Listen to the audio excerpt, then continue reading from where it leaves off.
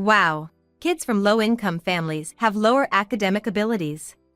I thought it was unthinkable for someone who makes such remarks during a class observation to be my daughter's homeroom teacher. The parent and child who received that comment were holding back tears, trembling. Unable to contain my anger, I retorted loudly. Clearly, the teacher didn't appreciate being challenged. Since then, my daughter has been excluded in class due to the teacher's actions, and my frustration continues to grow. It seems like the teacher hasn't reflected on the actions at all. But it's too late for regrets now. I've already gained an ally in a higher position. My name is Mary Brown. I'm a single parent and a nurse raising my daughter, Mia. My close friend is Cindy Wilson. Cindy is also a single parent, working in caregiving while raising her daughter, Michelle. Cindy and I have similar circumstances, and our daughters have been friends since daycare. Having a mom friend to chat with at the same daycare has been really important. Oh, good morning, Mary. After dropping off Mia at daycare in the morning and waving goodbye, I turned around to see Cindy and Michelle walking hand in hand. Cindy, Michelle, good morning. I greeted them. Michelle, being a shy girl, always hides behind Cindy. Cindy gently encouraged her, saying, Come on, Michelle, say hello. In a soft voice, Michelle greeted me with a good morning. Although Mia and Michelle are in different classes at daycare, on days when our schedules align, we sometimes play together at the park. Our daughters both love playing in the sand, building little hills and tunnels. They happily scoop water into small buckets and pour it into their creations. Sometimes, Cindy and I join them in play, while other times, we sit on a nearby bench, discussing work updates, household chores, and sharing recipe recommendations. This morning, we were playing at the park, but as lunchtime approached, I suggested it was time to head back. Given the summer heat, it's best to play outdoors in the morning to avoid exhaustion. Even after we called out to them, both our daughters gazed wistfully at the sand hill they had built. It's a familiar scene.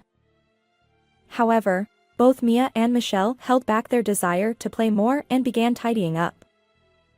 They exchanged pinky promises, saying, "Let's play again," before heading home. Did you have fun today? Yes, and we also talked about the TV show. It's probably her favorite anime lately. Mia often imitates the show's heroine even when playing at home. She'll excitedly say, Mom, look. and show me, which is absolutely adorable. Still small, I thought, but children grow quickly. Before I knew it, my daughter had become an elementary school student, proudly wearing her shiny school backpack and cheerfully saying, "Off I go," every morning. Michelle, her close friend, also attends the same elementary school, so Cindy and I often participate in school events together. On days when I return home late, Mia frequently visits Michelle's house after school. Cindy reassured me, saying, "Helping each other out is what friends do," and Michelle seems happy too. With Cindy's words in mind, I juggled parenting, work, and household chores. When our daughters reached 3rd grade, Mia and Michelle found themselves in the same class for the first time. I vividly remember Mia coming home elated on the day class assignments were announced. It seems Michelle had a similar reaction, as Cindy promptly reached out to share the news. Their seats in the classroom are close, and during breaks, they're always chatting away. Since then, Mia has become more talkative, sharing many school stories with me. At dinner time, we have a habit of exchanging today's events. I often talk about enjoying my lunch or feeling grateful when patients say thank you. On the other hand, Mia shares stories about playing with Michelle and getting to know her friends. As a mother, it warms my heart to see her forming bonds with various friends. I truly cherish these moments of hearing about her school experiences. One day, Mia showed me a handout she received from school. Next month, there's a class observation day. When Mia was in first grade, I could attend, but during her second year, I couldn't take time off and missed it. Mia must remember that because she kindly said, Don't push yourself if you have work. Her considerate words made me feel apologetic.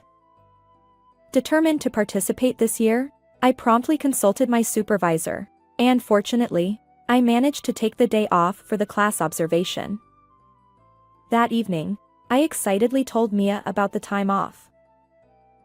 Really? Her eyes sparkled with joy. I checked with Cindy, who also somehow secured time off. A month later, Cindy and I attended our daughter's class observation day. Cindy seemed a bit tired, likely due to her night shift. Once we entered the classroom, the bell rang. It appeared to be a math class this time. A boy nominated by Ms. Bush presents yesterday's homework. Ms. Bush went through the class, naming students one by one. Eventually, it was Michelle's turn, but she made a mistake with the question. Didn't your mom help you with the homework? Michelle hesitated. Cindy, having worked the night shift, probably hadn't been able to assist her. Cindy next to me had a tense expression on her face. I knew the situation, so I quickly whispered the correct answer to Michelle, hoping she could move on. Michelle kept her head down, silent. At that moment, Ms. Bush made an incredulous remark, laughing at Michelle. Children from low-income families have lower academic abilities, don't they? I couldn't believe it. This was the first time I'd observed Ms. Bush's class since she became the homeroom teacher in third grade. To think that someone making such remarks was our daughter's teacher. Both Cindy and Michelle held back tears, trembling.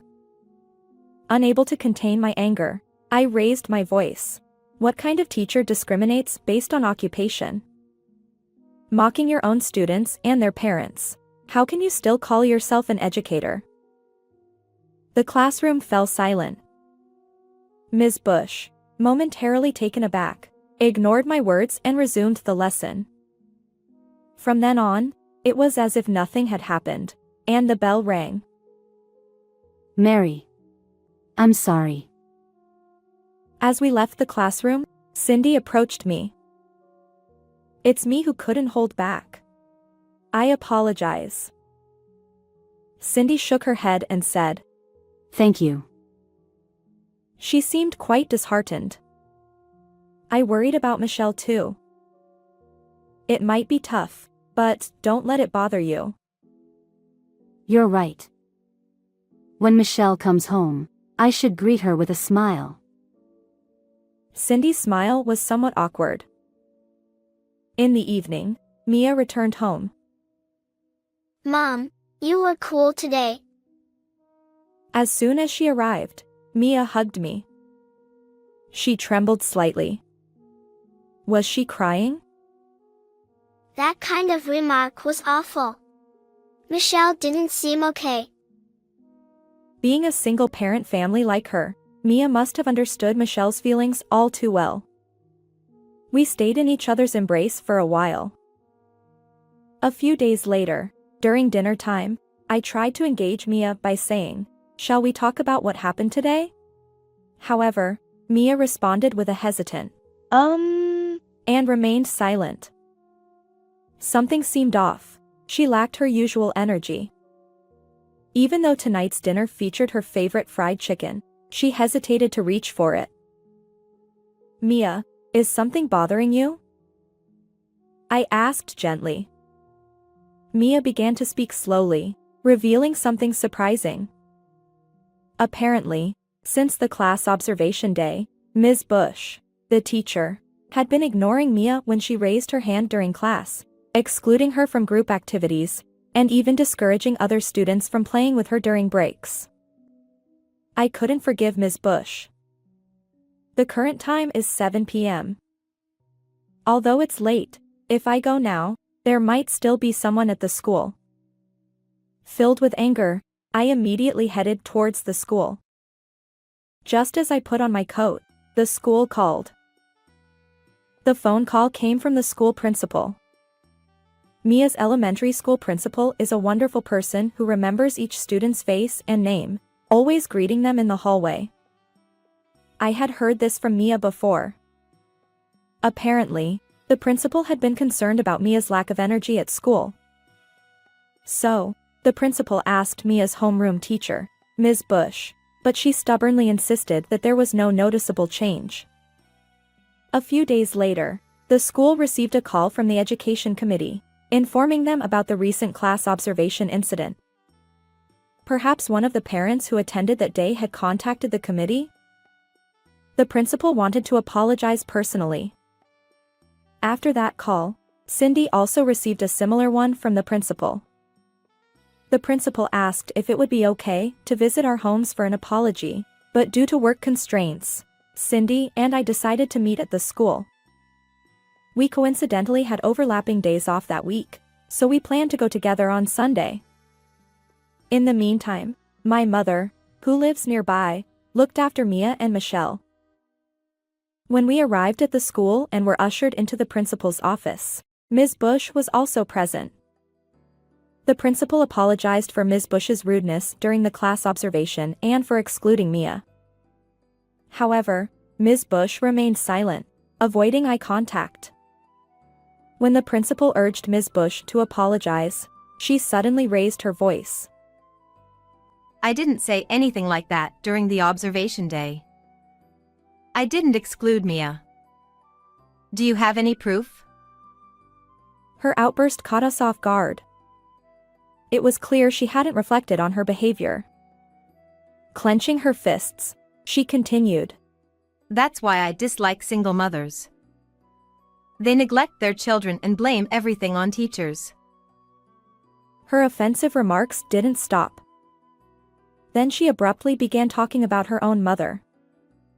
Listening closely, it seemed Ms. Bush had grown up in a single-parent household. Her mother was always indifferent to her, blaming teachers whenever something went wrong, whenever she fell and got hurt or received poor test scores. Perhaps witnessing this behavior up close led Ms. Bush to develop biases against single mothers. However, that didn't excuse her actions this time. Single mothers are such a hassle, Ms. Bush concluded. Cindy and I trembled with anger as we listened to her hurtful words. Then the principal spoke up. What are you saying? We have evidence. The principal showed a video from the class observation day, capturing Ms. Bush's offensive behavior. Another student's mother, who had been recording the observation, shared the footage with her husband at the education committee, leading to the issue being raised. Additionally, it came to light that Mia was being excluded when a classmate complained to another teacher, saying, "Ms. Bush won't let Mia play." Ms. Bush turned red and fell silent. Ms. Bush, you are not qualified to be a homeroom teacher, so you will be reassigned to the office work within the education committee. Ms. Bush stammered. but The principal calmly stated, This decision has already been made. and once again offered us a heartfelt apology. Soon after, Mia and her classmates got a new homeroom teacher. Changing teachers mid-year is quite unusual, so both the children and parents were surprised. However, the new teacher was kind, understanding, and treated all students equally, qualities that made the kids happy. As parents, we felt reassured. Shortly after the teacher changed, we had a parent-teacher-student meeting. When Mia and I entered the classroom, the new teacher greeted us with a smile and said, "Hello." After discussing Mia's experiences at school and home, the teacher began sharing a personal story. It turns out that the teacher, too, is a single mother raising a middle schooler after losing her husband. She encouraged us to reach out without hesitation. Tears welled up in my eyes. "Thank you," was all I could manage. Wiping away the tears without Mia noticing, we left the classroom. Today, Mia and I walked home together. Mia grinned and said, The new teacher is wonderful, isn't she? "Absolutely." Recently, Mia has started sharing school experiences with a smile, just like before. She tells me about playing with the teacher and how the lessons are very clear. On a sunny day, Cindy, Michelle, Mia, and I decided to go on a picnic together. It had been a while since the four of us went out, and Mia was excited from the day before. We brought our own lunches and met at a nearby spacious park. Mia and Michelle immediately started running around, full of joy. "Don't go too far," I called out, and they cheerfully replied, "Okay." It was great to see Michelle in good spirits too. Cindy and I sat down together. It was the first time we'd seen each other since that day in the principal's office. The new teacher is so friendly and wonderful. Cindy had heard about the teacher being a single mother too. Having a mentor nearby feels really reassuring. Since our parent-teacher-student meeting, we've consulted the teacher about parenting and household matters. Each time, the teacher empathetically shares various approaches, and not just our daughters, but we parents too, greatly appreciate her support. A little while later, Mia and Michelle returned, exclaiming, "We found 4-leaf clovers." Each of them held a 4-leaf clover and happily presented them to Cindy and me. We exchanged smiles, saying, "Thank you." It's almost lunchtime. Shall we eat lunch? I opened the lunchbox, and Mia exclaimed, Oh! Fried chicken. Her smile was contagious. I wanted to preserve these smiles forever.